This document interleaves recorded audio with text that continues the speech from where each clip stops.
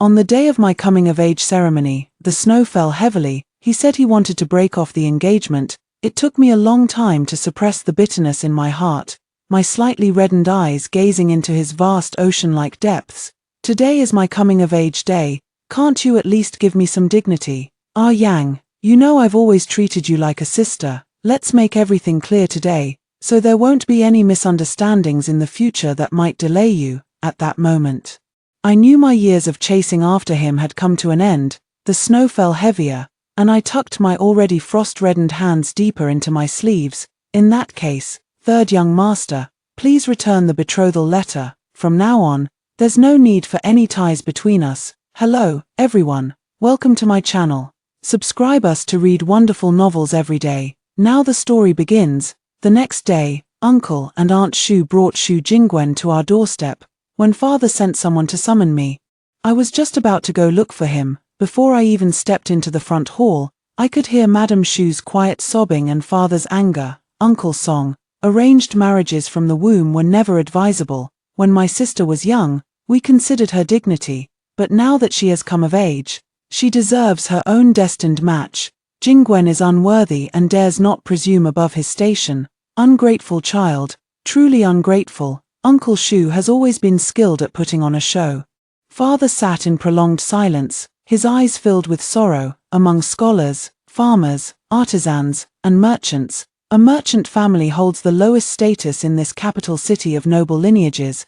As I stepped into the front hall, Madame Shu hurriedly grabbed my hand and said with a choked voice, Yang, we've wronged you. From now on, you'll be Jingwen's younger sister, and he will surely protect you. I didn't mind and casually agreed with a simple all right, seeing her visibly relieved expression. I couldn't help but laugh. Father asked me with a cold expression, have you thought it through? Yes. After exchanging the betrothal documents, Father immediately showed him the door. As we reached the threshold, I called out to Shu Jingwen and handed him the jewelry box he had gifted me yesterday. This hairpin gift from the third young master has been delivered. Since I've already accepted another one, please return this to him. From now on, there's no need for further entanglement between our families. Yang, the truth is, my heart belongs to Shu Jingwen. Ever since I was old enough to understand, I knew he would become my husband in the future, the one who would accompany me through life. I still remember when I was 5 years old. My mother passed away while traveling. On that birthday, I sat alone outside the mansion waiting and waiting, until the sky filled with wind and snow, yet my mother never came home. 8-year-old Shu Jingwen appeared before me at that moment, brushing past my eyes, wiping away my tears, and cupping my frost-reddened cheeks with his hands. Only after I stopped crying did he carry me on his back and walk toward the mansion. On his back, I felt warmth for the first time. I remember, just before leaving, he placed that hibiscus jade pendant around my neck and said, Little sister Yang, from now on, I'll be with you on every birthday. But he broke his promise. On my birthday 10 years later, he abandoned me too, after being cooped up in the mansion for many dreary days. With the new year approaching, I took Chuanxing out through the mansion gates. Miss, this one is beautiful. The rose-red cloak Chuanxing was pointing at had snow-white fox fur on its cuffs and collar, adorned with white plum blossoms scattered across the fabric. It was absolutely stunning. Brother Jingwen, this one is lovely, I'll take it. My hand hadn't even touched the cloak when a crisp voice calling Brother Jingwen threw my heart into disarray. Seeing me, Shu Jingwen's face flickered with momentary surprise. Sister Yang, I hadn't intended to respond, but the girl's scrutinizing gaze was truly piercing. Greetings, third young master. So this is your sister Song Yang, the one you just broke off the engagement with. Her voice was neither too loud nor too soft, perfectly audible throughout the entire Jinqiu pavilion. Under the shopkeeper's astonished gaze, I looked toward Shu Jingwen standing behind her. Though displeasure showed on his face, he made no move to stop her. Indeed, I have terminated the betrothal with the third young master. Otherwise, why would he be following you around? I've never been one to back down easily. You.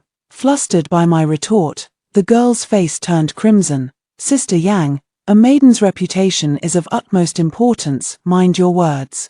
If before today I still harbored a shred of genuine feeling for him, in this moment, it vanished completely. I stopped responding, borrowed the shopkeeper's curtain, and upon re-emerging handed the hibiscus jade pendant to Xu Jingwen, third young master. The bond between our families has ended.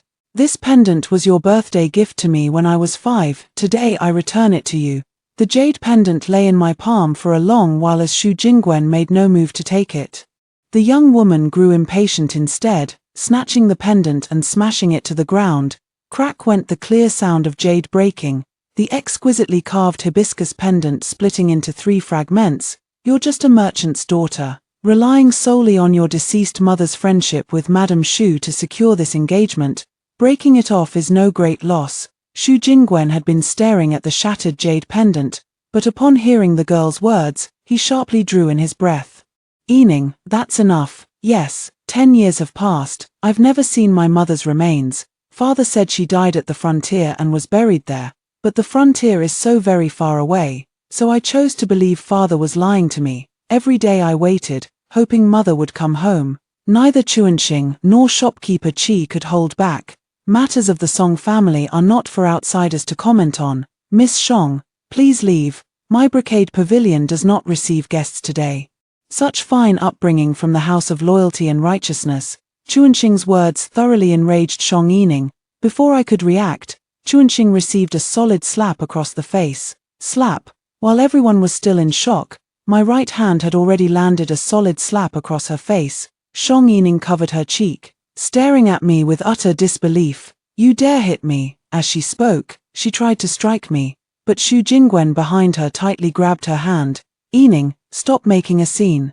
My hanging hand was still trembling slightly. I had put all my strength into that slap, and Shong Yining's face was visibly red and swollen. Xu Jingwen, are you just going to watch her bully me? Shong Yining's voice was already choked with sobs, and Xu Jingwen, looking at my slightly reddened eyes, said, sorry. With that, she pulled Shong Yining out of the brocade pavilion. After shopkeeper Qi dismissed the others, I sat at the tea table for a long while to compose myself before finally smiling at Chuanxing. See, we've made trouble. Chuanxing's eyes reddened instantly as she reached out to massage my right hand. Miss, you needn't stand up for me like this. Shopkeeper Qi draped the cloak over my shoulders. Miss, let's return to the manor. When I looked up, my eyes were already red, tears threatening to fall, and Aunt Qi pulled me into her embrace. It's all right. When a young lady of the Song family is wronged in her own shop, it's only right to return the favor. At worst, we'll simply close this brocade pavilion. I remained silent, but large teardrops had already soaked Aunt Qi's clothes. It's about to snow outside. Hurry back to the manor. The carriage creaked as it moved through the streets. Inside the carriage, Chuanxing adjusted the cloak and spoke up. Young Master Xu still protected Our Lady, ensuring she wasn't wronged again. He wasn't protecting me, it was Shong Yining who started the trouble. Had she retaliated, within half a day, the reputation of the Shong family's eldest daughter as a shrew would have spread to every corner of the capital. As I spoke, I instinctively reached for the jade pendant around my neck, only to remember it was no longer there, shattered at Brocade Pavilion, lost in the depths of this winter, within just 2 days. The Brocade Pavilion was thoroughly inspected by the Ministry of Revenue. On the day the seals were affixed, Aunt Qi came to visit. In the main hall, sipping the Longjing tea sent from Suzhou and Hangzhou in spring, she let out a long sigh of relief. I can finally rest properly now. All these years, I've worked myself to the bone for your Song family without a single day of leisure. Father, seated in the place of honor, laughed and scolded. You're enjoying your leisure while I'm about to grow white hairs from worry. I set down the tea cakes in my hands and knelt before my father. This is all your daughter's fault. I acted willfully and caused you distress. Startled, my father quickly helped me up. Song Yang, you truly are my daughter. That Xu family looking down on our Song family while climbing the social ladder. Even without that incident at Brocade Pavilion, I would have made things difficult for them. Master, I shouldn't really say this, but the young mistress struck none other than the third legitimate daughter of the loyal and righteous Earl's household. This debt won't be easily settled. At worst, we'll just lose all our family fortune. Then I'll accompany my daughter to the borderlands and take her to see her heartless mother. In the following days, father returned home later and later. On New Year's Eve, darkness had already fallen with no sign of him. Servant after servant was sent out, yet none could uncover even a trace of news. Just as I was thrown into complete panic, Shu Jingwen arrived at our door accompanied by Madame Shu. Yang, your father has been imprisoned. I was startled by the news. Don't worry, Jingwen has already intervened to some extent. But Yining is too temperamental. Only by leaving the capital will you be able to appease her anger. My voice was already trembling. Why? I was born in Shangjing, raised in Shangjing, and for 15 years have never stepped beyond the city gates. Sister Yang, all your family's shops have met with disaster. You acted on impulse, venting your anger, but Yining cannot vent hers. Leaving Shangjing would give Yining away to save face. Your uncle Shu and Jingwen will negotiate properly with the Loyalty and Righteousness estate to release your father. They can even leave a few shops for your family, allowing your father to live decently. Listening to the exchange between mother and son, I finally understood the purpose of their visit. And what if I refuse? Madame Shu's expression changed instantly. Your family may be wealthy merchants, but how can you compare to a century-old hereditary earl's household? Do you want your father's life or not? Don't be afraid, Yang Mai. Once Yining calms down, if you wish to return, I'll come fetch you. His words made me laugh. Are you taking me back to be your kept woman, scolded by me?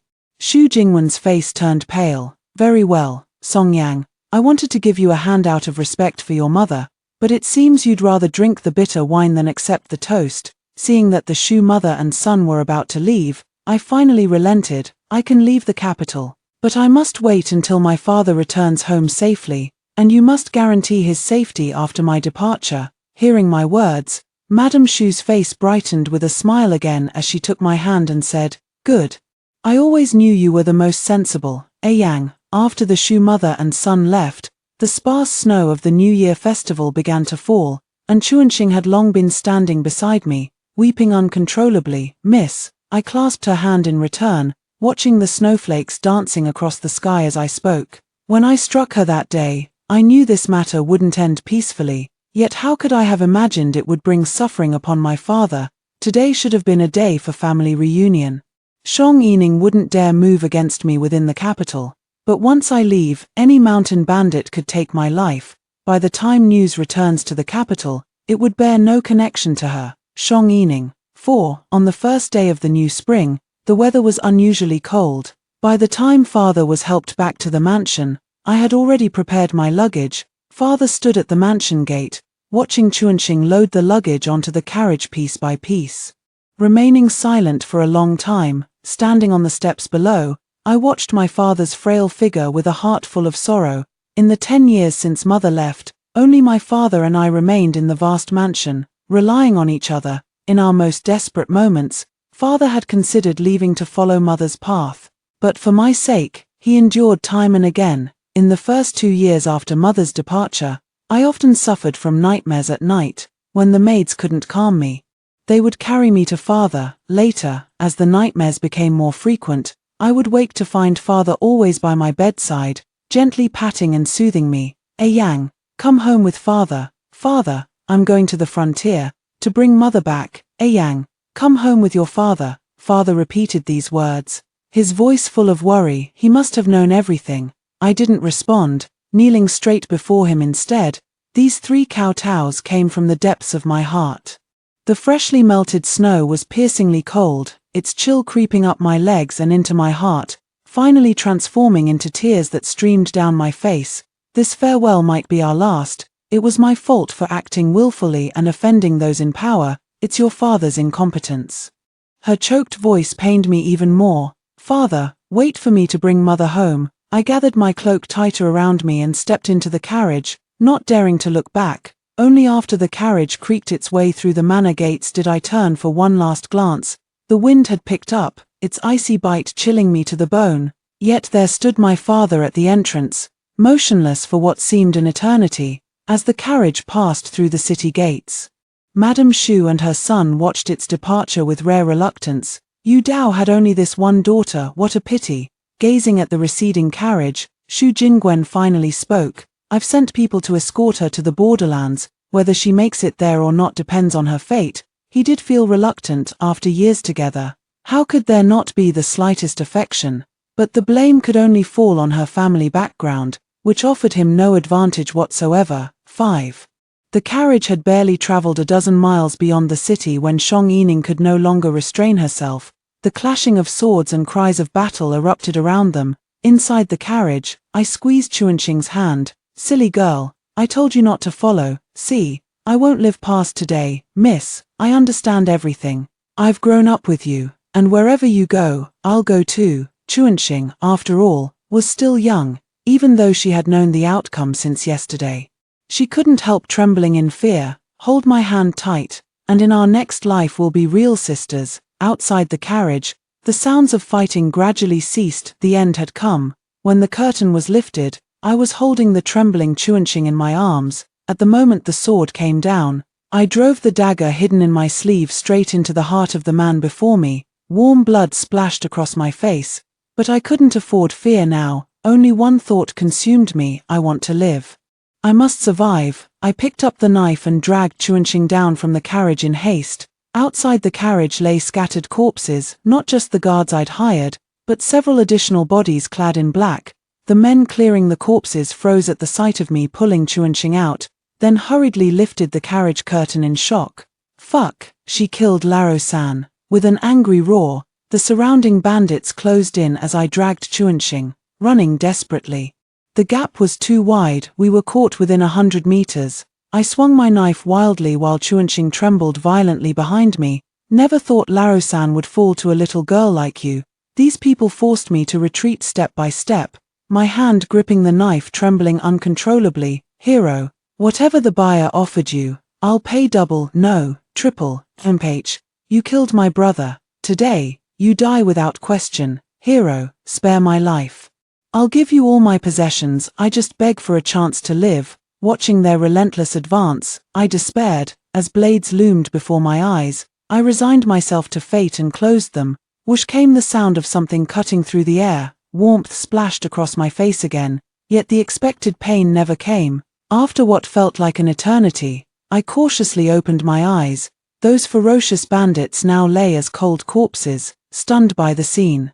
I numbly touched the blood covering my face. Did I just survive? Chuanqing had long since fainted from fright, and it was only then that I noticed two men on horseback several meters behind me. The leader wore a moon-white winter robe, his thick brows and dark eyes more dazzling than any celestial being, holding a bow aloft in his hand. Only at this moment did I truly feel the reality of still being alive, collapsing to the ground in great relief as I burst into loud sobs. I survived. I really survived. Crawling over to Chuanqing, I held her and shook her several times before she slowly regained consciousness. "Chuanqing, we survived. We made it." Chuanqing seemed unable to believe it. She hugged me back and only began to sob uncontrollably after feeling my heartbeat. After recovering for a long while, Chuanqing and I finally remembered our saviors. We quickly stood up and bowed to the two gentlemen. "We are deeply grateful for your rescue, young masters." With head still bowed and hearing no return for quite some time, before even looking up, the sound of approaching hooves grew nearer, until a white handkerchief appeared before my eyes. "Wipe your face." "Many thanks, noble warrior. For a young lady traveling with just a maid, you've got remarkable courage." The pristine white handkerchief was already stained with blood, making it too embarrassing to return, as I bowed my head pondering what to offer as compensation. The young master in moon-white robes spoke. I was asking if there's some urgent matter requiring you to leave the city on the first day of the new year." "Yes, I must go welcome my mother home." "Where is your mother?" "The frontier." "At the frontier? Do you know how far the frontier is from the capital, you two little girls?" The young man in the moon-white robe drew a sharp breath, his eyes filled with disbelief. "I know, if we set out now, we should reach the frontier around the time June arrives. Picking up mother and returning, we might just make it in time for the next New Year's festival." With that, I let out a bitter laugh. You see, it wasn't originally meant for just us two young girls. There were our family servants, hired guards, all dead now. At this moment, as if suddenly remembering something, the young master in black murmured softly, "How could there be bandits on the very first day of the new year?" A smile hung on my face. "Who knows, maybe they're short on silver. Aren't you afraid?" Zhao Ziyan was somewhat surprised. This delicate-looking young girl before him actually possessed such courage. "I was scared, if not for you two gentlemen today. My sister and I would have met our end. The young girl's eyes sparkled brightly, leaving Zhao Ziyan momentarily stunned before he pointed at the carriage and said, "Get in the carriage. We're heading to the borderlands anyway, consider it traveling together." Bian Si looked at his master with utter disbelief. They had been ordered to head south of the Yangtze. Hearing Zhao Ziyan say this, Song Yang was overjoyed. "Many thanks, young master. May I ask your honorable name? I should be a few years your senior." "My surname is Zhao, courtesy name Ziyan. You may call me elder brother." "And you, Song Yang?" "Many thanks to brother Ziyan." Bian Si became the coachman, driving the horses while muttering under his breath, "Master, you have orders to follow. How can you go to the frontier?"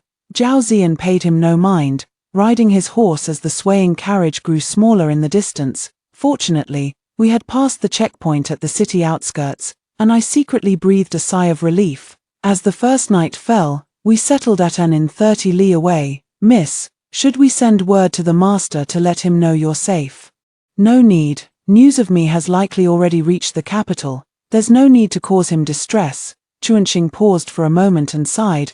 "We've just left the capital, and the frontier is still so far away. How are we going to manage this journey? We'll leave it to fate.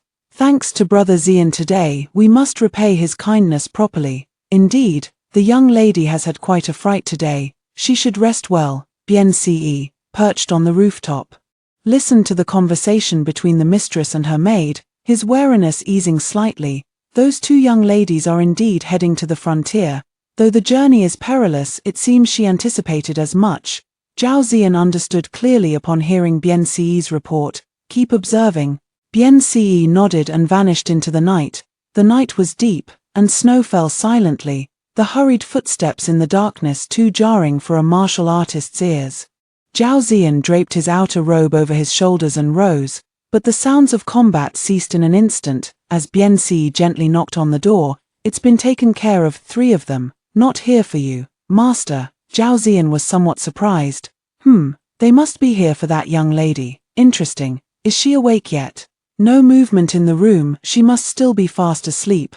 "Understood." Zhao Ziyan couldn't comprehend it. How could a young girl of merely 15 or 16, accompanied only by a maid, attract an assassination attempt? Yet I remained oblivious to all this. The next day dawned clear and bright, and it wasn't until I stepped out after preparing for the day that I learned snow had fallen overnight.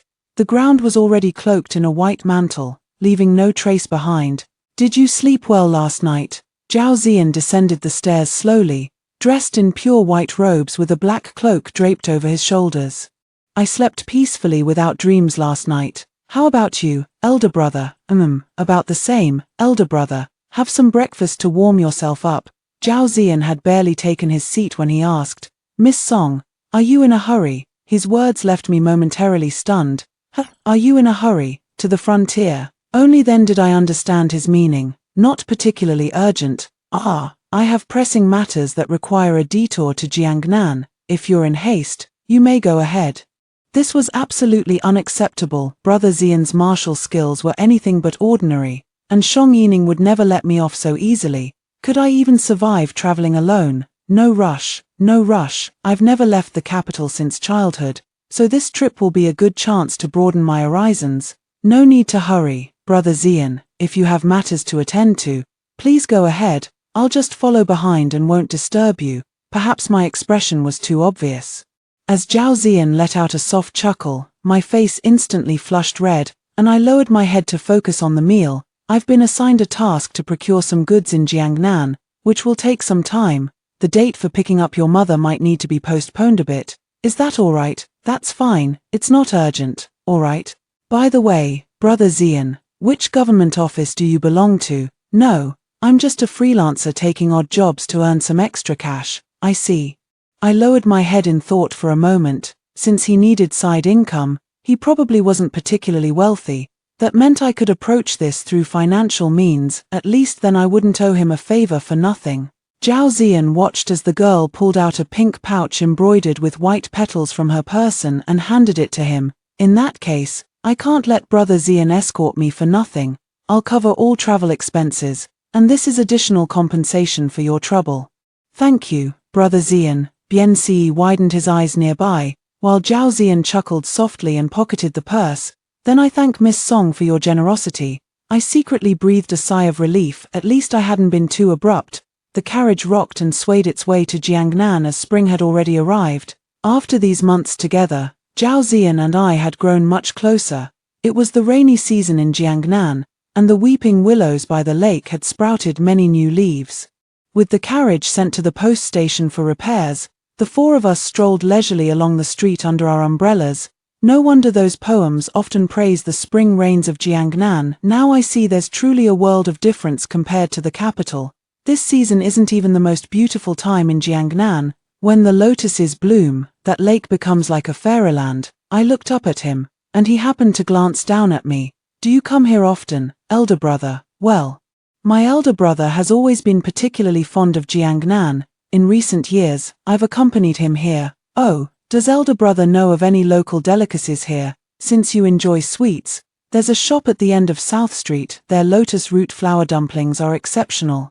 Tiny dumplings filled with red bean paste, crystal clear in appearance. Once I finish my business in a few days, I'll take you there. Thank you, elder brother. The rain was letting up, but the early March chill still lingered in the Jiangnan air. I pulled my clothes tighter around me and took the cloak Chuanqing handed me before speaking to Zhao Ziyan. Let's head back. We won't go to the post station today. I've arranged lodging for my official business in Jiangnan. With that, he led me around a corner, and within just a few steps we arrived at the gate of a residence. Several well-dressed individuals stood at the entrance of the four-courtyard mansion. Upon seeing us, they hurried forward. The leader was about to bow and speak when Zhao Ziyan stopped him with a gesture. Bian Si quickly stepped forward to guide the group into the mansion. Perhaps noticing my confusion, Zhao Ziyan slightly lowered his head and whispered in my ear, "The person who assigned me this task holds a noble status. Hence they show me extra respect." I see. After settling in, Zhao Ziyan became increasingly busy, often disappearing for 2 or 3 days at a time. Bian Si, however, came daily, and life passed smoothly. Thus, early summer arrived quietly without notice. When summer arrives, I tend to indulge in cold things. In previous years, my father's supervision at home prevented any mishaps. This year was different. Chuanqing couldn't control me, and I overindulged. On the day my period came, the pain nearly made me faint. Chuanqing was terrified, and when I finally regained consciousness, I found myself staring into Zhao Ziyan's icy expression. Seeing me awake, the coldness on Zhao Ziyan's face faded slightly, but his voice still carried traces of anger. "You've been far too indulgent with yourself." I was startled, having never seen Zhao Ziyan angry in all these months, and quickly explained, "I'm not usually like this. You should rest and recover." With that, I turned to leave, but not before instructing Chuanqing, "Keep a close eye on your young lady. If she catches another chill, you'll answer to me." With these words, he walked away without looking back. I stared at Chuanqing in confusion. "What's going on?" Chuanqing stepped forward to straighten my thin quilt and spoke with some resignation. "Young Master Zhao happened to pass by when you fainted. Your pale face gave him quite a fright. So he carried you back to the room and even got his robe stained by you." Hearing this, my face burned crimson. I buried my head in the blankets and let out a loud groan. How utterly mortifying, absolutely humiliating. "Miss, you mustn't indulge in the cold anymore." "You don't need to tell me. I won't be indulging in the cold again. Who could afford to lose face like this?" After this little episode, I avoided Zhao Ziyan for several days. Fortunately, he became increasingly busy and had no time to pay attention to me. Having stayed in the courtyard for too long, I took Chuanqing to South Street. I had brought few summer dresses, and those sent by Zhao Ziyan didn't appeal to me much, so I wanted to have a few outfits made before leaving Jiangnan. At the silk shop, I selected several pieces of fabric but found it difficult to choose the patterns. "Miss, this floral pattern would look most beautiful embroidered on that jade green Fuying silk." The shopkeeper recommended a white cliff-falling floral pattern, but I shook my head. Fuying silk has a smooth texture. White embroidery won't show up well. The floral pattern would look jarring, and jade green silk demands careful color matching. This combination simply won't do. "Then what do you think of this pattern here?" The shopkeeper held up a piece of pink-white hibiscus patterned fabric, even less suitable. The shopkeeper had no other options left. with hundreds of fabric patterns in the store for me to choose from. Yet unsurprisingly, I didn't fancy a single one. Do you have any extra patterned fabric at home? Give me some needles and thread. I'll make my own pattern. The shopkeeper, perhaps never having encountered such a picky customer as myself, handed me the fabric and then ignored me, turning away to attend to other tasks. Chuanxing and I sat to the side, working on the floral patterns. After a quarter of an hour, I handed the shopkeeper the floral patterns I was quite satisfied with. He held them in his hands, marveling for a long while, then called for the embroiderers from the back courtyard. Miss, these patterns are truly unique. Could you share how you designed them? The embroiderer held the patterns carefully as the others gathered around, forming a small crowd. Use white as the base. Once the base color is set, incorporate a strand of pink thread to embroider the flower stamen.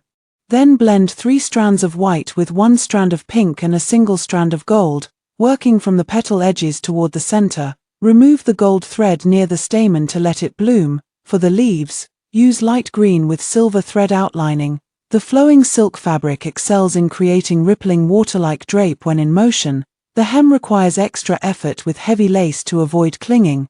Gold thread serves to accentuate, appearing faintly visible when moving, while silver acts as a divider, preventing the leaves from blending into the fabric itself. If using white flowing silk, gold thread must separate the elements. Let me take a look at it. From beyond the crowd came a voice. It was Zhao Ziyan, unseen for many days. Beside him stood Bian Ce and 2 middle-aged men. He examined the floral pattern for a long while before speaking. I never knew you possessed such embroidery skills. Elder brother, how are you feeling? Better now, hearing this. My face flushed slightly. Yes, much better. This is double-sided embroidery. Could the young lady be from the Song family? One of them turned my embroidered pattern over and over in their hands, their voice unusually excited. Before I could respond, they spoke again. Indeed, the young mistress resembles the master greatly. The middle-aged man's eyes were already slightly red. Hearing this, I was startled. I knew my family had businesses in Jiangnan, but my father had never traveled there to inspect them, so I had always assumed the Jiangnan enterprise was just a small silk shop and never paid it much mind. Is that Uncle Shu? The proprietor of Jiangnan Silk Emporium was surnamed Shu, a childhood neighbor who grew up with my mother. Yes. The young mistress has grown up. You resemble the master's wife in both appearance and embroidery skills.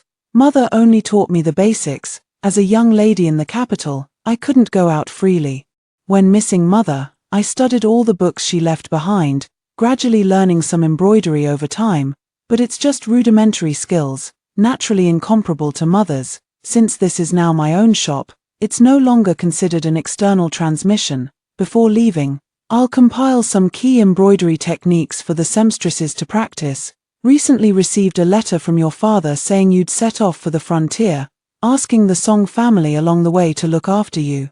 Never imagined you'd detour to Jiangnan instead. Yes, we encountered some mishaps along the way. Fortunately, my elder brother came to our rescue. Once his business concludes, he'll depart for the frontier to bring our mother back. If he takes a liking to any fabrics, Manager Shu, please extend him some extra consideration. Manager Shu's eyes kept shifting between me and Zhao Ziyan. Of course. Have a complete garment embroidered according to the pattern Xiao Yang provided. I'll return in 10 days if it's satisfactory. We'll finalize the order. With that, Zhao Ziyan called out to me. Come, let me take you to South Street for those lotus root flower dumplings. Uncle Shu, please write back to my father on my behalf. Just tell him I've been indulging in leisure travels to Jiangnan and that all is well. Ask him to take care of his health until my return. Very well. As Zhao Ziyan led Song Yang out the door, another man spoke to Manager Shu. Your master's fortune has arrived. This is truly a double blessing. Nature. Shopkeeper Shu watched their retreating figures. Song Yang bore such a striking resemblance to her mother, both in looks and stature, that at a glance, one might mistake her for the mistress returning. The early summer days were already carrying a hint of heat. Fanning myself with a round silk fan, I walked with Zhao Ziyan toward South Street. Does your family run a fabric shop? Yes. All the silk shops under Jinxiu Pavilion in the capital are our family's businesses. I knew we had properties in Jiangnan before, but my father never paid them much mind. And I had no idea they were actually the top silk merchant in the region. I'm truly embarrassed, Zhao Ziyan chuckled. I never expected your family to be such wealthy merchants. Brother, please don't tease me. In 10 days, if the finished garments from your fabric shop meet the standards, my business here will be largely concluded, and we can set off for the frontier. Good. After returning to the estate, I sent the compiled guidelines to Bien Ce at the silk shop. In less than 7 days, Zhao Ziyan delivered a finished garment made of Fuying silk, the emerald green the first had originally chosen. The finished garments have been delivered. They made an extra one for me to bring to you. See if it meets your approval. Uncle Shu added numerous ruffled hemlines to the skirt according to my design, enhancing its drape beautifully and perfectly concealing the only flaw of the Fuying silk. I was utterly delighted, pleased. That's good then. With this, my task is complete. We'll set off for the borderlands tomorrow to bring your mother home as soon as possible. On the day we arrived at the border town of Huangsha, the weather had turned chilly. As I gazed at the 3 characters Huangsha town amidst the swirling yellow dust, a tumult of emotions welled up within me. This is where my mother was laid to rest. Father said she was buried to the west along with the other deceased commoners, so I settled in at the western relay station. For several days after settling in, I never left the station, and from the side of my horse, I inquired with Chuanqing multiple times, "You seem preoccupied lately. Why would you say that, elder brother? You were in such a hurry to fetch your mother along the way, yet now that we've reached the borderlands, you're no longer in a rush." "Yes, no longer in a rush. Tomorrow, I'll go see her tomorrow." Zhao Ziyan felt somewhat puzzled. Since their meeting, she had always spoken of fetching her mother. Yet now at the borderlands, she showed no urgency. I sat alone in the house all night, turning over the blurred memory of my mother again and again. As the morning star was about to fade at dawn, I made my decision. But the mountain bandits came suddenly. The sounds of fighting and killing suddenly echoed through the long street, and the crowd at the post station grew restless, with cries and wails everywhere. Seeing the post station's door tightly shut, the bandits tried to force their way in, but Zhao Ziyan and Bien Ce stood guard at the entrance with their swords drawn. They vowed to kill any who entered. The post station was not short of able-bodied men, and seeing this, they cast aside their fear and stepped forward to help.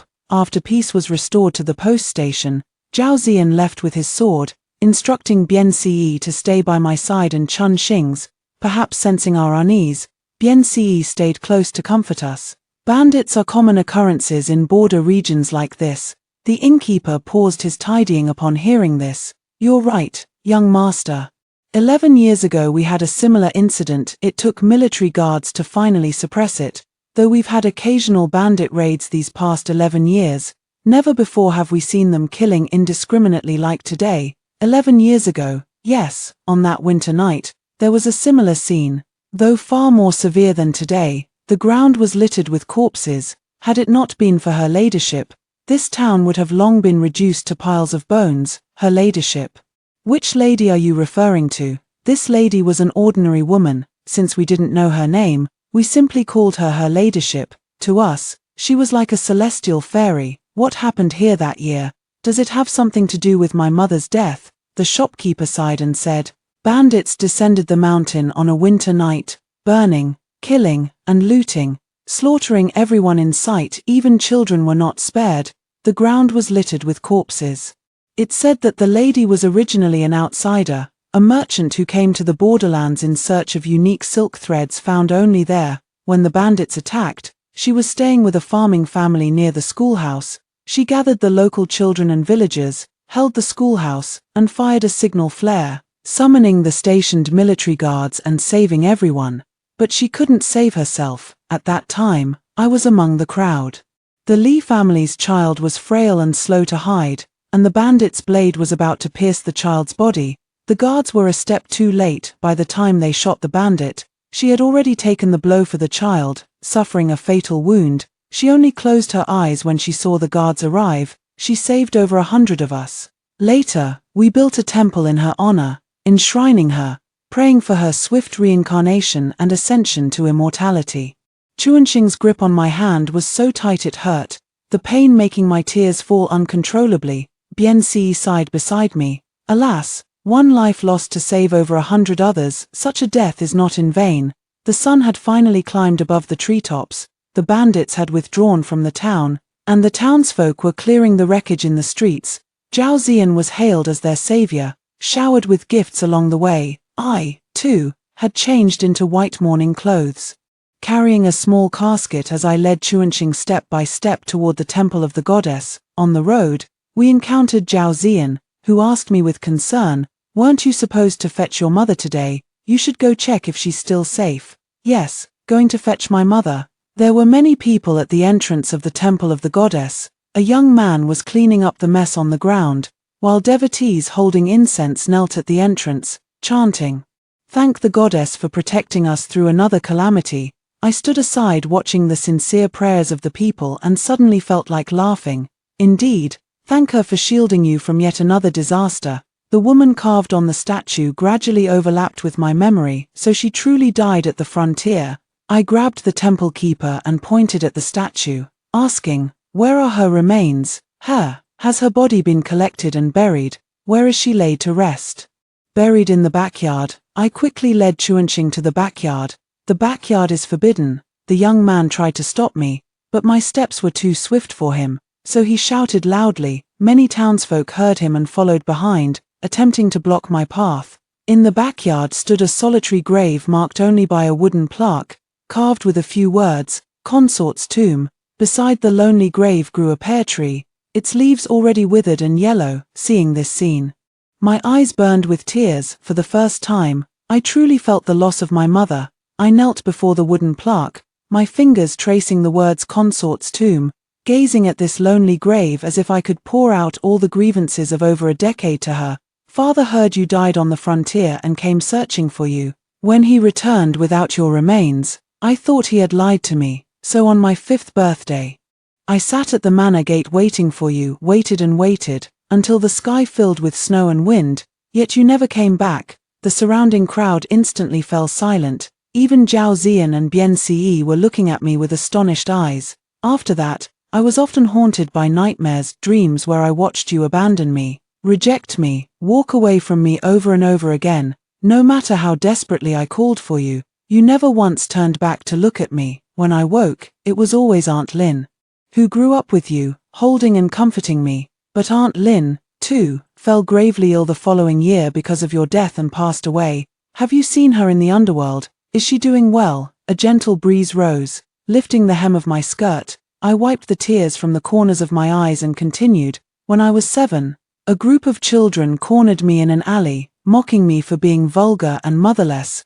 I retorted that I did have a mother, only to be struck in the head by a stone, leaving a huge lump. After that, I rarely went outside. When I missed you, I would read the books you left behind and practice the embroidery techniques you recorded, often stitching for an entire day. Back then, I thought that if you ever returned, you would surely praise me for my diligence and hard work, that I wouldn't disgrace the reputation of the world's greatest embroiderer. Father never remarried.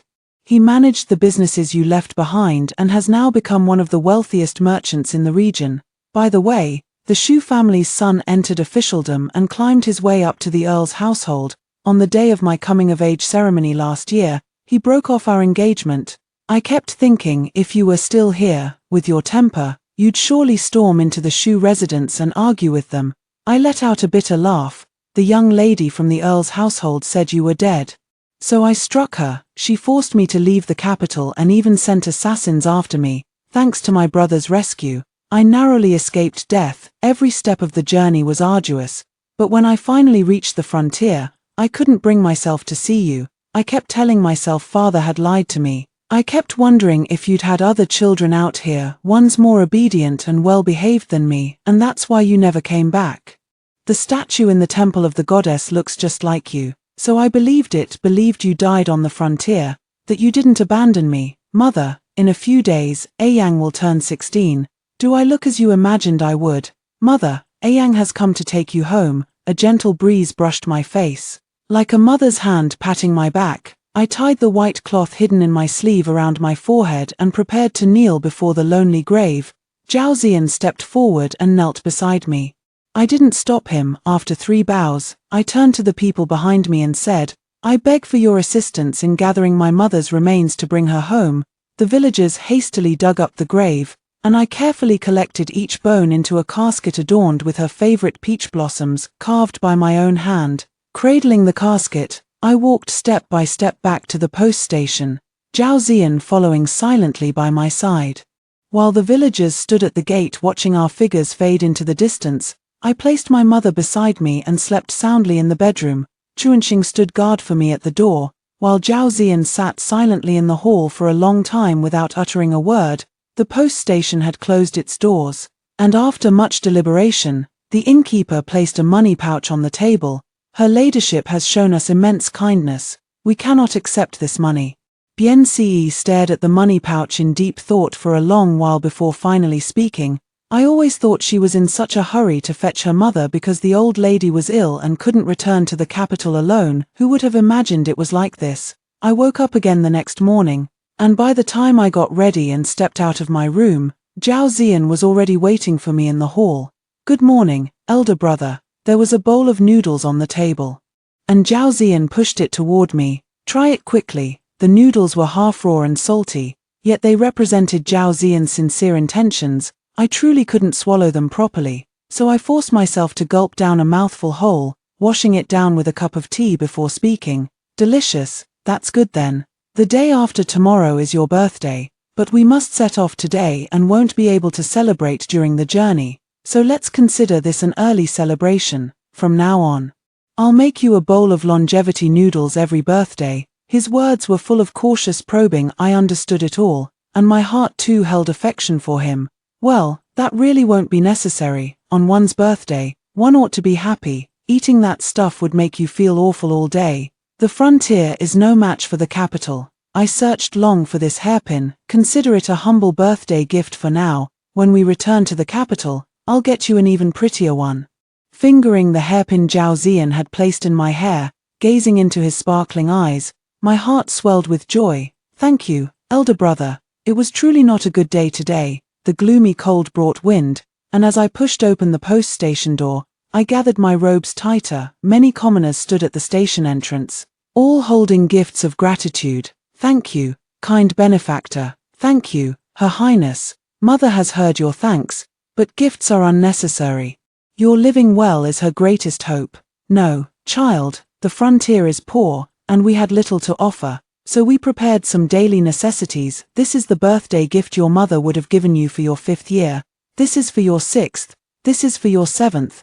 This is for today, celebrating your 16th birthday. May you find a good match and enjoy smooth sailing in the years ahead, with peace and longevity for 100 years. Gazing at the pile of birthday gifts, my eyes welled up with tears again. I handed the box to Chuanxing, bowed to the crowd, and accepted each gift one by one. In the crowd, only the temple guardian remained kneeling, holding this year's birthday gift while weeping bitterly. When I tried to help him up, he refused to rise. "Her ladyship died saving me. I'm sorry, I'm the reason you lost your mother. It's all right, you don't have to stay by her side.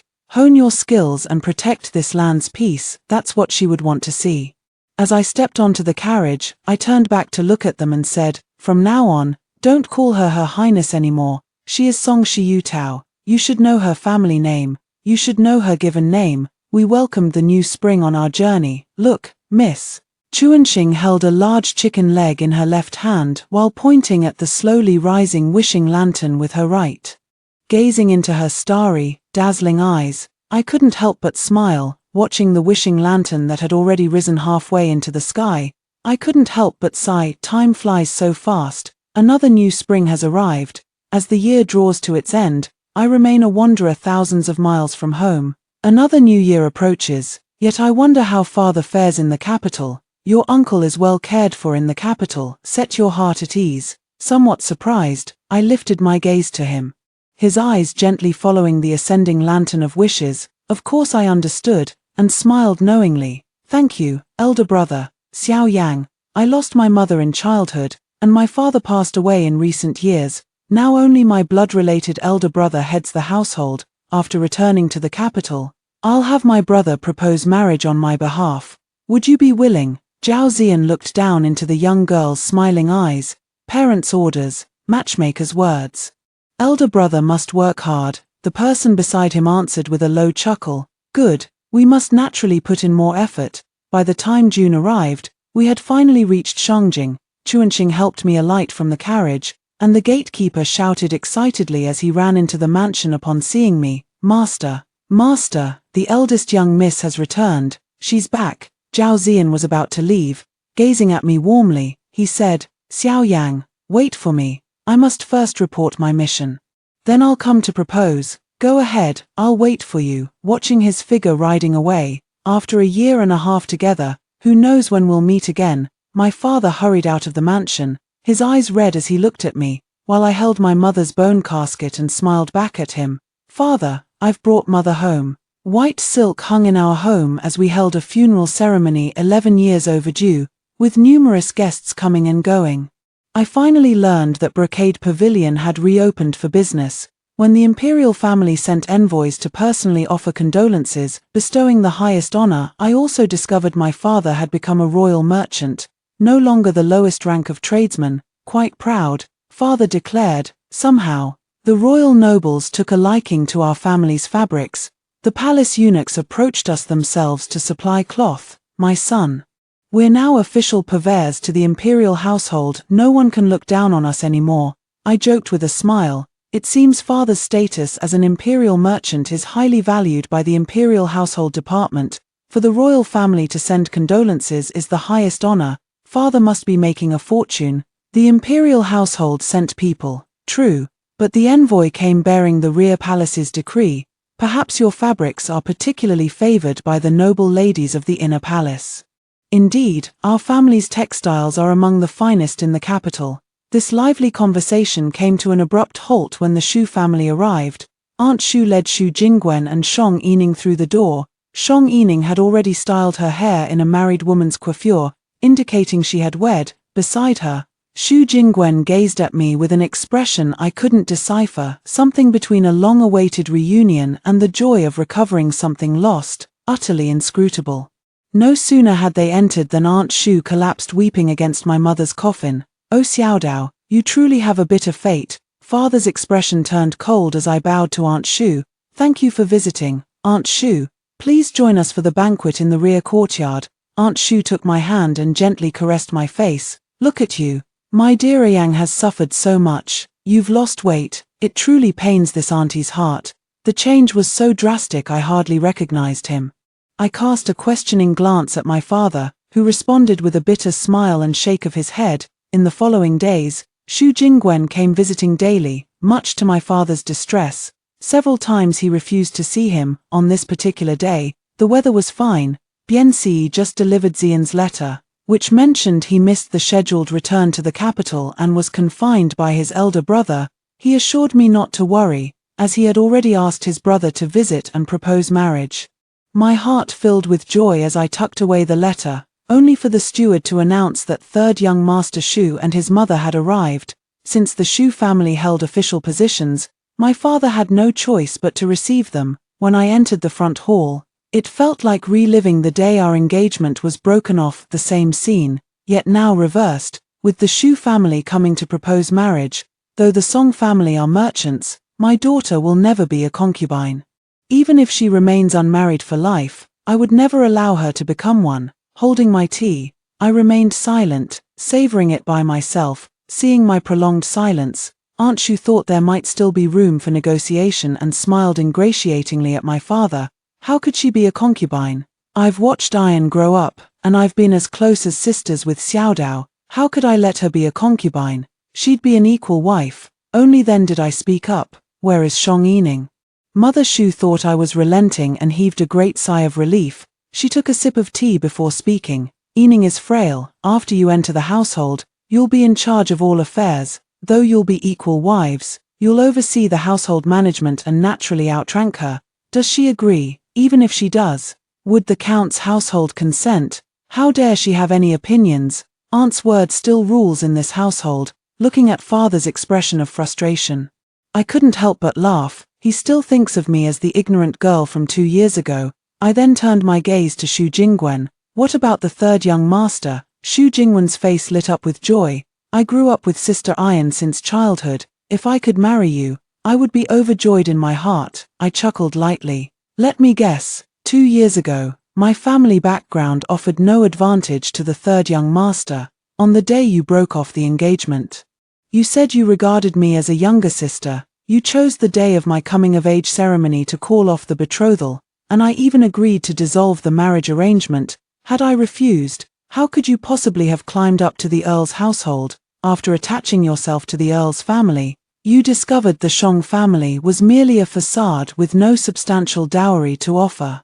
The third young master had just entered officialdom and needed considerable silver for expenses. Shong Yining's dowry could no longer cover your family's deficits, but now that my household has become imperial merchants with abundant wealth, the Shu family wants a share of the profits. As the only daughter of the Song family, my dowry would undoubtedly be substantial.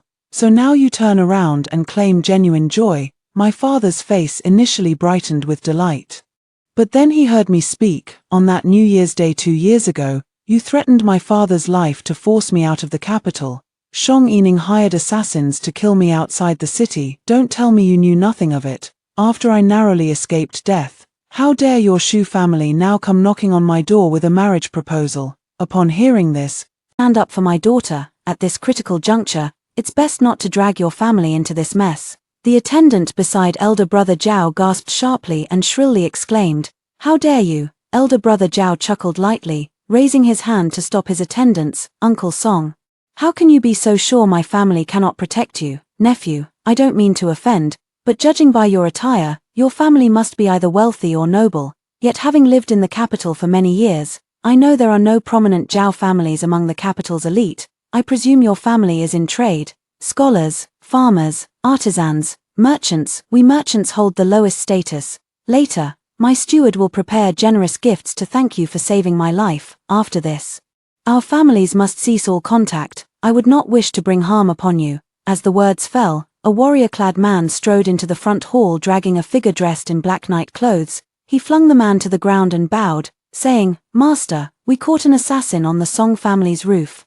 This servant has already interrogated him. He claims to have been sent by the Loyalty and Righteousness Earl's household to assassinate Master Song." Hearing this, father flew into another rage.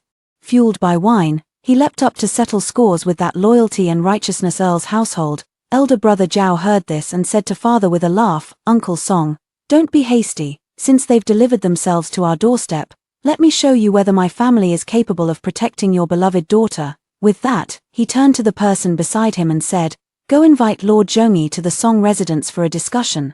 "Understood. Come, Uncle Song, let's drink, haha." "My good nephew, don't boast. If you can really invite Lord Zhongyi here, I'll write my name Song Chi backwards. Come, drink." Yet in less than an hour, Lord Zhongyi came trotting through the Song family's gate, and the elder brother of the Zhao family burst into laughter. "From now on I shall address you as Uncle Chi. There's something else I haven't told you. My younger brother is cautious and always uses an alias when traveling. His surname is Nangong, given name Yao, courtesy name Xian. Father had drunk a bit too much and only felt the surname Nangong sounded vaguely familiar, making the steward so anxious he kept tugging at his sleeve. Lord Zhongyi had barely entered the front hall when he fell to his knees with a thud. "Your humble servant pays homage to your majesty." Startled, my father abruptly stood up, suddenly remembering that Nangong was the imperial surname. Trembling, he knelt down with the steward's support. When I was summoned to the front hall, this was the scene I witnessed. As I moved to kneel beside my father, Brother Zhao, no, the attendants by his majesty's side, quickly helped both my father and me to our feet. Leaning on the steward, my father began whispering to me, "My daughter. We're finished." Puzzled, I looked at him as my father began to explain, "I just implied in every possible way that your majesty came here to sponge off us." The steward added from the side, "Not just that, you even called his majesty nephew and said he was putting on airs." My heart turned cold. "Is there more?" Father looked at me and nodded. "I also said the current emperor loves money as much as his life, attempting to bribe him with our entire family fortune to restore my justice." I simply closed my eyes. At this moment, His Majesty spoke to the loyal and righteous Count. "I heard you intend to assassinate me." The loyal and righteous Count hurriedly pleaded innocence. "I wouldn't dare, Your Majesty. I am utterly loyal to you." "Oh, the assassin you sent said you wanted no one from the Song family to walk out alive tonight." Coincidentally, I'm a guest at the Song residence tonight. Does that mean I'll have to be carried out on a stretcher too? The loyalty Earl could only cry injustice. Wronged, Your Majesty, I'm wronged. I never sent any assassin. Oh, then let's forget about this matter. Father and I widened our eyes in disbelief. Was this matter really going to be brushed aside so lightly? His Majesty then changed the subject and added, I heard your daughter hired assassins to kill the young lady of the Song family. Could that also be false? In that case, I'll have to investigate thoroughly. The Earl of Loyalty and Righteousness realized at once His Majesty was determined to make him admit to at least one offense. Compared to the lives of all 213 members of the Earl's household, sacrificing one legitimate daughter was hardly a loss. Your Majesty, this humble official only learned of this matter when Master Song raised the issue the day before yesterday. I have already reprimanded my daughter, and fortunately Miss Song is unharmed. Otherwise, this humble official could never atone for such a grave offense even with 100 deaths. In that case, you admit it, my daughter acted willfully, but fortunately no major disaster occurred. Oh, by the way, I forgot to inform you, Miss Song has just consented to the marriage and is now the princess consort of Xi'an. Eunuch Liu has delivered the imperial decree to all households, the Zhongyi Earl's household, in contempt of the royal family by allowing their daughter to plot against the princess consort of Xi'an, is to be exiled to Lingnan with no permission to return to the capital. Shang Yining is granted the privilege of suicide. The Shu family, aware of the plot yet failing to report it and thus enabling the crime, is deemed accomplices. Shu father and son are stripped of their official positions and banished to their hometown, forever barred from entering the capital. Father was startled. You nodded in agreement to the marriage. I closed my eyes. Father, I was just summoned and have been by your side all along. As His Majesty's personal guards dragged the loyalty Earl away, he kept shouting about being wronged. The Emperor turned and led my father to sit down. Uncle Song, I've long disliked that loyalty Earl, flaunting his status as a former dynasty official to amass wealth, killing anyone at court who dared disagree with him. We just never had solid evidence against him before. Thank you for removing this tumor for me, Uncle Song. Come, let's keep drinking. How could father dare? He remained kneeling, unwilling to rise. You won't drink, if I recall correctly. Didn't I just hear something about loving something as much as life itself? Father immediately stood up with an ingratiating smile. Your Majesty must have misheard. Come, let's drink. The next day, His Majesty issued an imperial decree. In recognition of my mother's virtues, our family was granted the title of Duke. My mother was posthumously honored with a noble title. I was bestowed the rank of County Princess, and betrothed to the virtuous prince as his principal consort, with the wedding set for the 5th day of the 9th month. Though I knew these titles weren't hereditary and my father had no son to inherit them, at least our status had been elevated. Zhao Ziyan, no, Nangong Yarrow himself came to deliver the decree. The summer heat was at its peak, and cicadas chattered incessantly on the willow trees by the lotus pond. His Highness the Virtuous King is truly majestic.